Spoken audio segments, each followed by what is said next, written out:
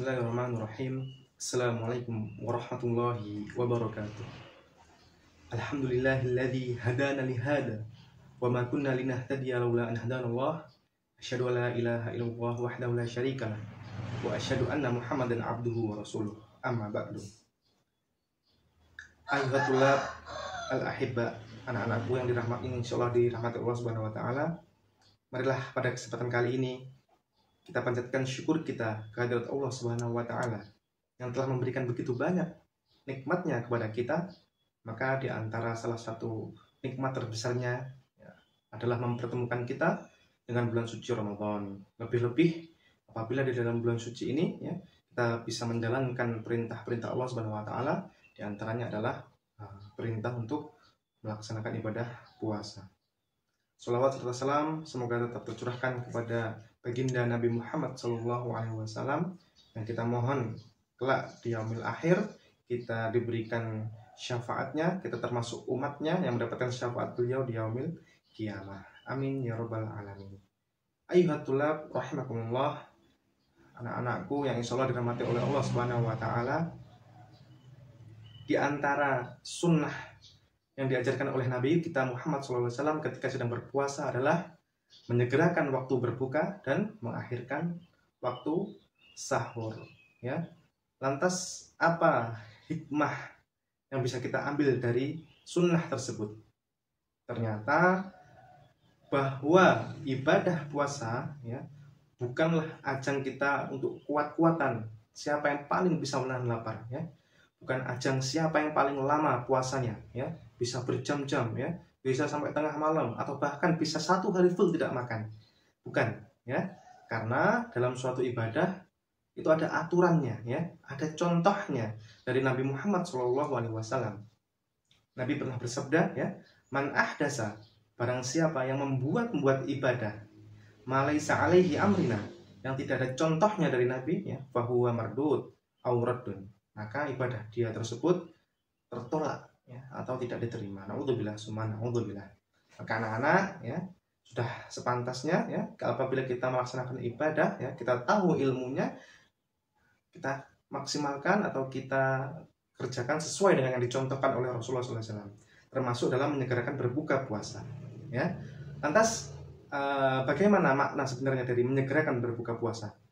Tentu kita berbuka bukan berarti disegerakan berarti bukanya jam 17.30, saya berbuka jam 17 atau jam 5 misalnya. Bukan, tetap menyegerakan berbuka adalah ketika sudah masuk waktu maghrib atau sudah masuk waktu berbuka, ketika matahari sudah tenggelam. Nah itu kalau kita sudah melihat matahari tenggelam atau sudah adzan maghrib sudah dikumandangkan, nah kita segera laksanakan berbuka puasa. Anak-anak yang dirahmati Allah, dikisahkan pada suatu hari Nabi dalam perjalanan safar dengan sebagian sahabatnya. Kemudian Nabi melihat bahwa matahari itu baru saja tenggelam.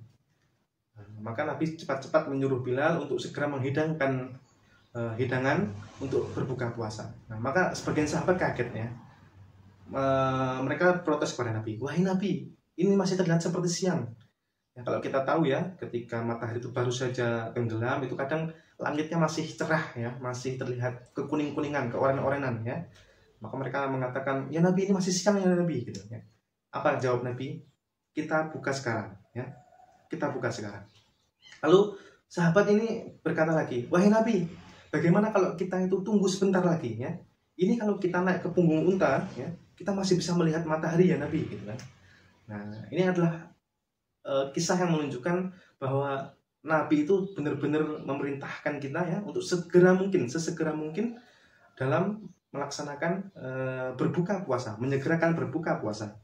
Nah, maka ini menjadi dalil dari kita, dari Nabi yang menganjurkan kita atau memerintahkan kita untuk mengerjakan, mempercepat yang namanya berbuka puasa. Rasulullah SAW pernah bersabda la yazalun nas fi khairin ma'ajjalul fitor wa akhirus sahur. Jadi manusia itu dalam kebaikan selama dia itu mengerjakan atau mempercepat berbukanya ya, dan juga mengakhirkan waktu sahurnya.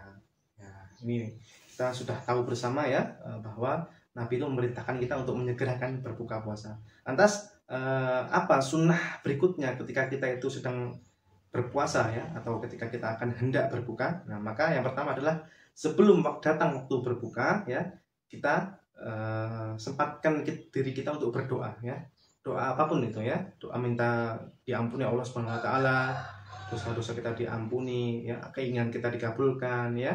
Lebih-lebih doa ya, kita mohon bahwa kita bisa menyelesaikan Ramadan tahun ini secara full dan kita bisa bertemu dengan Ramadan yang akan datang. Karena bagi seorang yang berpuasa itu ya, memiliki dua kenikmatan ya, lis-shaim farhatan.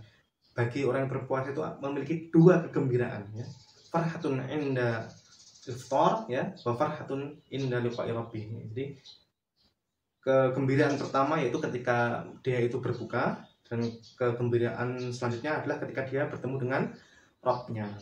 Maksud dari bertemu dengan Rabb di sini adalah bahwa waktu berpuasa itu adalah salah satu waktu mustajab ya, untuk kita berdoa. Jadi ketika anak-anak memiliki suatu hajat ya, anak-anak ingin sesuatu ya, maka mumpung sedang berpuasa perbanyaklah berdoa ya. Kemudian sunnah berikutnya adalah ketika sudah mendengarkan adzan ya, Allahu Akbar ya, anak-anak berbuka ya dengan membaca bismillah ya, baca bismillah ya. Kemudian disunahkan untuk memakan rutop ya, kalau tidak ada rutop makan kurma, kalau tidak punya kurma minum air putih ya. Jadi setelah selesai adzan baca bismillah ya, kemudian makan kurma atau minum air, klek. Nah, kemudian disunahkan selanjutnya itu membaca doa ya, dhahabat dhama'u wa batalatil uruqu wa thabatal ajru insya Allah ya. Dhahabat dhama'u ya, telah hilang dahaga ya, wa batalatil uruqu, telah basah ya urat-urat tenggorokan ini ya, wa thabatal ajru, dan sudah ditetapkan pula pahalanya insya Allah. Atau anak-anak menggunakan doa yang satu lagi ya, Allahumma laka sumtu wa bika amantu wa ala rizkika aftartu bi rahmatika ya arhamar rahimin. Nah, maka ini juga diperbolehkan ya, walaupun tidak ada dalil sahih yang menerangkan bahwa doa tersebut tadi yang Allahumma laka sumtu itu dibaca oleh Nabi. Namun ya sebagian salaf kita mengamalkan doa tersebut. Sebagaimana Ibnu Taimiyah pernah menyampaikan bahwa doa apapun itu selama isinya baik maka kita diperbolehkan ya. Tetapi jika anak-anak ingin mengikuti sunnahnya Nabi ya, maka baca doa yang dhahabad dhama'u ya, wa batalatil uruqu wa thabatal ajru insya Allah. Ayuhat tulab rahimakumullah, anak-anakku yang selalu dirahmati Allah.